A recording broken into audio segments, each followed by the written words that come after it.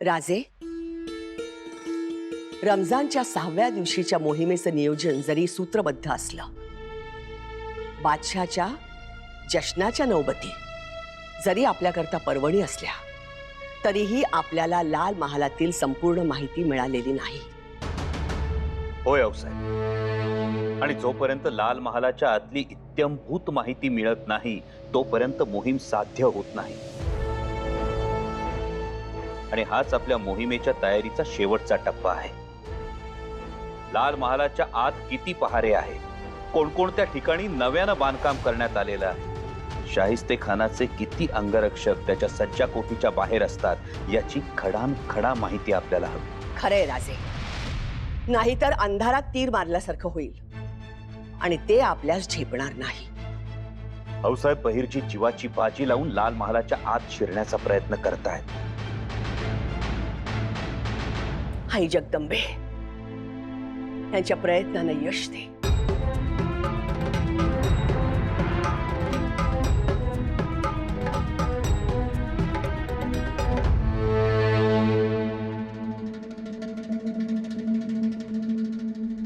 नाईक नाईक नाईक नाईक बांधकाम बांधकाम दम धरा दम. अहो तिकडं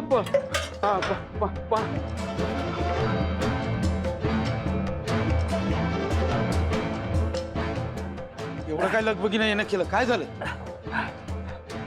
नाईक, अहो काही कामाच्या नावानं मी लाल महालाच्या मागच्या अंगाला गेलो मग आणि बघतो तर काय, अहो तिथं काही भिकारी कामगार हे बांधकामाचं सामान म्हणजे बघा इटा माती चुना हे सगळं आतमध्ये घेऊन जाताना मी बघितलं. अहो तुम्ही मागं जाऊन बघायचं ना. त्या पथकानं नवीन काही शक्कल लढवली ते तरी कळलं असतंय. अहो तोच विचार करून मी त्यांच्या मागावर गेलो, पण त्या हशमानं मला बघितलं आणि दिलं हुसकून.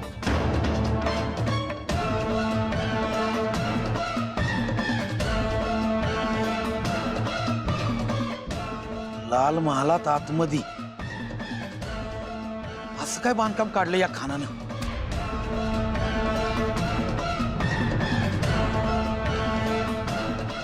चिमणाजी, बाळाजी त्यांच्या कामगिरीसाठी गडउतार झाले.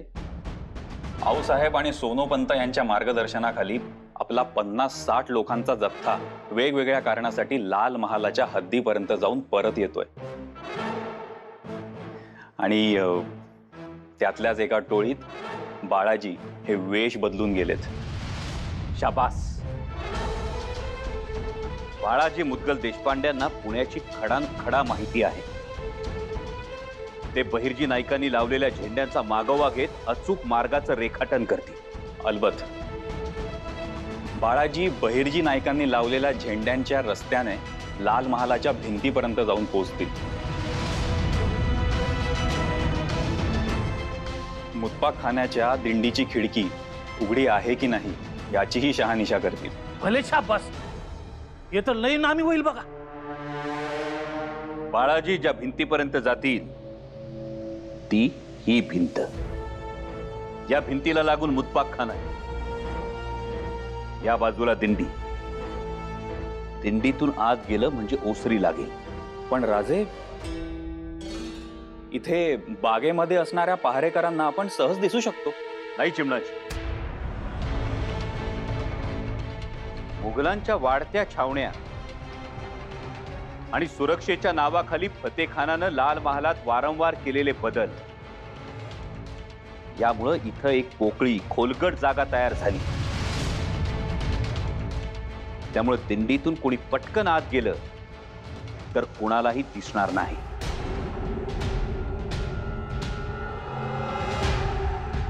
लाल महालात शिरण्याची हीच बिनघोर जागा.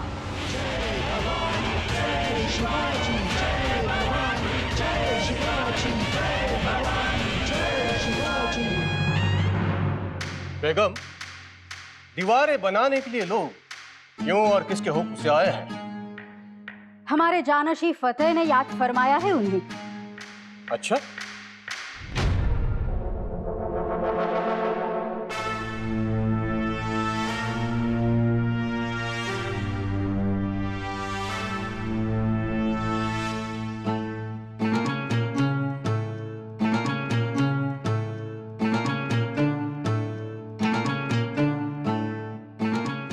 फतेह, ये क्या काम निकाला? आए दिन कुछ ना कुछ करते रहते हो। अब्बा जान, ये बंदा यहाँ आपकी हिफाजत के लिए आया है और आपकी हिफाजत ही हमारी बंदगी है। और इसलिए मुत्पाक खाने से लेकर जनाने तक एक रास्ता है जो हमें बंद करना है। लेकिन क्यों? मिट्टी ढसने की वजह से वहां एक गड्ढा तैयार हो गया और जो हमारे पहरेदारों को बाहर से नहीं दिखाई देता। पीछे का दरवाजा, बगीचा और बरामदा वहां से ज्यादा दूर नहीं है। वही एक जगह है जहां से कोई भी अनजान आदमी आसानी से अंदर आ सकता है। इसलिए वो रास्ता हमें बंद करने लिया है। सुभान अल्लाह, क्या दिमाग पाया है तुमने। लेकिन नवाबजादे, ये इंतजाम काफी पहले कर लेना चाहिए था। अब तो रमजान आ चुका है। सही फरमा रहे हैं आप अब्बा जान।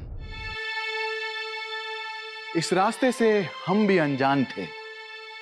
परसों गर्मी की वजह से हम और हमारी बेगम साहिबा जब बगीचे में टहलने गए तभी हमें इस बात का एहसास हुआ।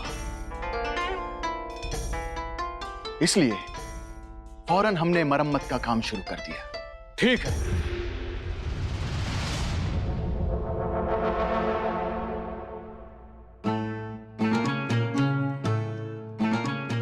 बेटा फतेह, तुम्हें हमारी बहुत फिक्र है। हमें कुछ होगा तो नहीं ना? नहीं अब्बा जान, रमजान मुबारक।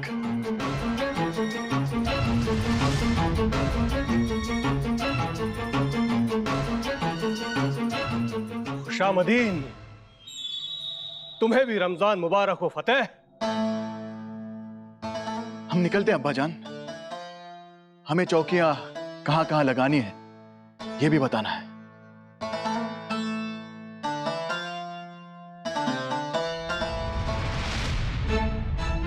बेटा फतेह, तुम्हारे नाम की तरफ फतेह तुम्हारे कदम चूमे। खुदा तुम्हें बरकत अता फरमाए। आमीन। शमशुद्दीन, ये बड़े नवाब शाइस्ते खान साहब के साहबजादे अबुल फतेह खान खुद को बड़ा शातिर और जंग बहादुर समझता है। उसके आने से हमारी सारी जिम्मेवारियां कम हो गई है। सब कुछ उसे ही करना होता है। जाने दो खान साहब, करने दो उसे जो करना है। हम यहाँ शराब और शबाब के मजे लेते। यही करते रहेंगे तो एक दिन फतेह खान हमसे चौकीदारी करवाएगा। ऐसा कुछ नहीं होगा। वो अपने अब्बा जान के सामने अपनी शेखी बदाड़ने के लिए सब करामत कर रहा है, और उसकी ये करामतें नाकामयाब हो गई। तो ठीक है। वैसे भी वो नवाबजादा फतेह खान बेवकूफ है। रमजान के रोजे के पहले ही दिन दीवार बांधने का काम कर रहा है। बेवकूफ।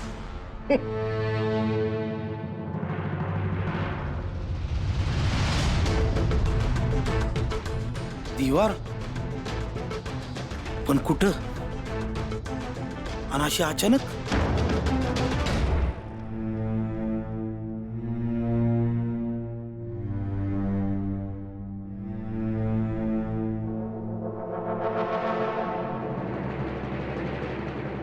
खुशामदीन, आप सबको रमजान मुबारक। मुबारक हो, मुबारक हो। आज रमजान का पहला चांद है और इसलिए छावनी की हिफाजत के लिए हमने कुछ बदलाव किए। लेकिन उससे पहले 10 देने वालों की और पहरे वालों की चौकियां कहां-कहां और कैसे कैसे होंगी ये हम बताएंगे। जी हुजूर।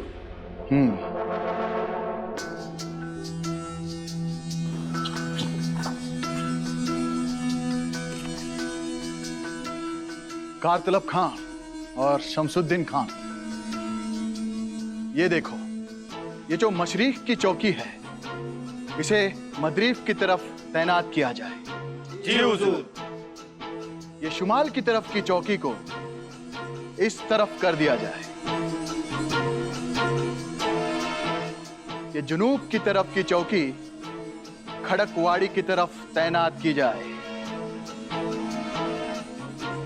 ये जो रास्ता शुमाल की तरफ से मगरिब की तरफ जाता है, यहां पर एक चौकी तैनात की जाए। हुक्म की तामील हो।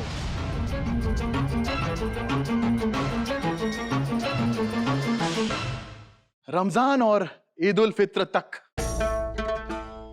और एक जरूरी इंतजामात हम करना चाहते हैं।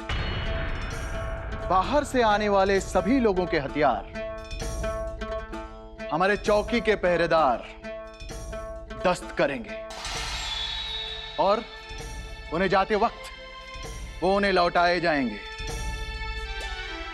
पर हुजूर, इससे हमारा काम और बढ़ेगा। सभी हथियारों का हिसाब रखना होगा। काम बढ़ता है तो बढ़ने दो, हिसाब रखना है तो रखो।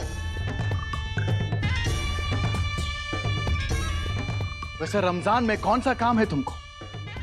सब लोग आराम तो फरमाते हैं, सुकून की जिंदगी चाहिए सबको। कई लोगों को तो ऐसा लगता है कि हमारे आने से उनका काम कम हो गया है, और जो लोग ज्यादा आराम फरमाते हैं वो नाकारा होते हैं।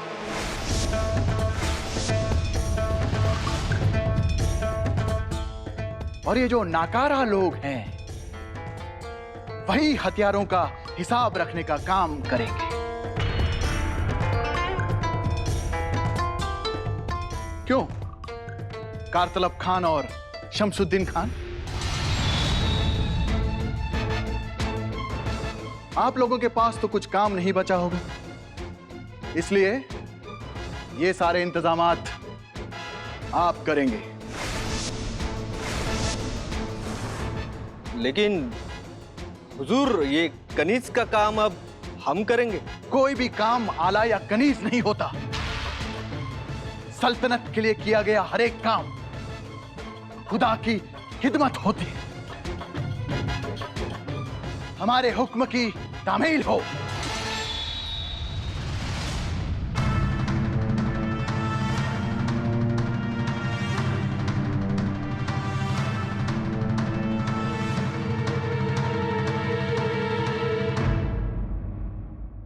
राज, तो फत्ते खान रोज पहारा आवडतो या, रोजच्या रोज काय बदल करतो।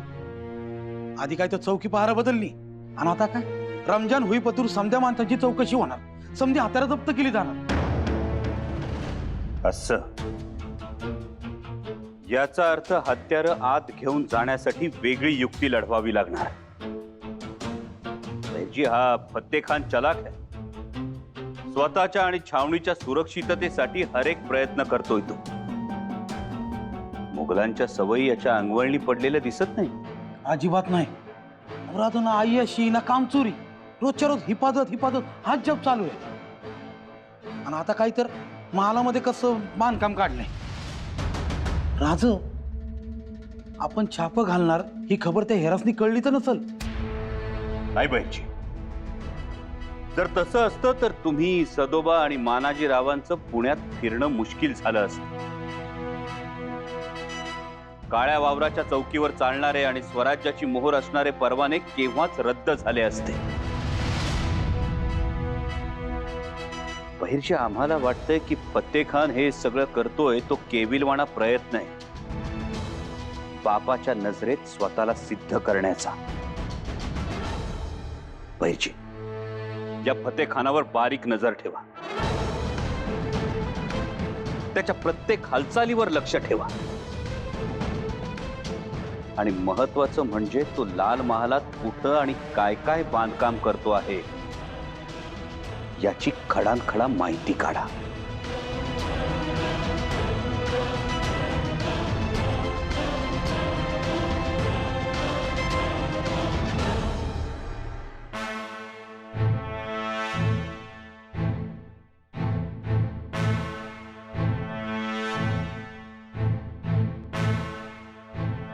हजरत, कनीजर खोजे बता रहे थे आपने दरबारियों पर नजरबाज बिठाए हैं। इससे दरबारी खफा है। सूबेदारों के और दिनायतदारों के चेहरे देखने जैसे थे। ऐसे लग रहा था कि कोई चोर है उनके दिमाग में। पर हजरत, अपने ही दरबारियों पर नजरबाज बिठाने का कौन सा तरीका है आपका? क्या ये गलत नहीं है? दुश्मन से भी ज्यादा जहरीले अपने लोग होते हैं। और दगाबाजी करना ये तो मुगलों का उसूल है। इसलिए अपनों पे ही नजर रखनी पड़ती है। अपने ही लोग दगा देते हैं, दुश्मन तो सीधा हमला कर देता है। फिर आपको ये नहीं लगता कि शिवा हम पर हमला कर सकता है? सिवा का इस 1 लाख के मुगली छावनी में घुसना नामुमकिन है। लेकिन फिर भी अगर वो ऐसा करता है तो उसकी बहादुरी समझेंगे। फिलहाल वो ये जानता है कि अगर वो ऐसा करता है तो उसकी शामत आ सकती है। इसलिए वो दिमाग से काम करेगा और हमारे दरबारियों में किसी को रिश्वत देकर खरीदने की कोशिश करेगा। वैसे भी हमारे दरबारी कहां उसके लोगों के जितना वतन परस्त है। सब के सब अशरफियों के गुलाम हैं। इसलिए उन पर ज्यादा नजर रखनी होगी।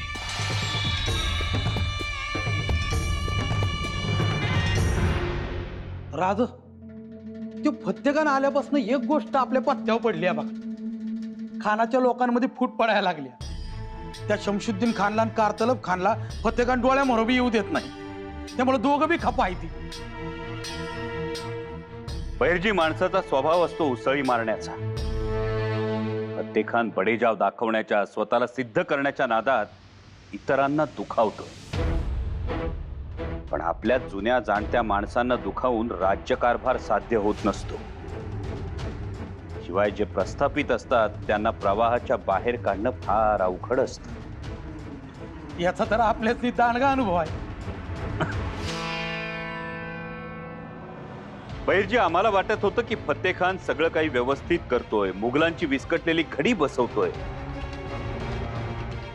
पण आमचा कयास चुकीचा होता. हा फत्तेखान जे काही करतोय ना त्याला स्वार्थाची किनार आहे आणि त्यामुळेच तो फसणार हे नक्की. वय, पण आपल्या मोहिमेच्या रातीच तो फसला पाहिजे.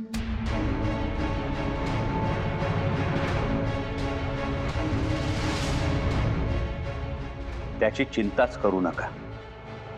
त्या फतेखानाची खेळी त्याच्यावरच उलटवू. जन्माची अद्दल घडवू त्याला. एक काम करा, लाल महालाची मागची भिंत आणि मुतपाक खाना याच्यात गवताच्या गंजी टाकून घ्या. मोहिमेच्या रात्री याच गवताला भाले फुटणार.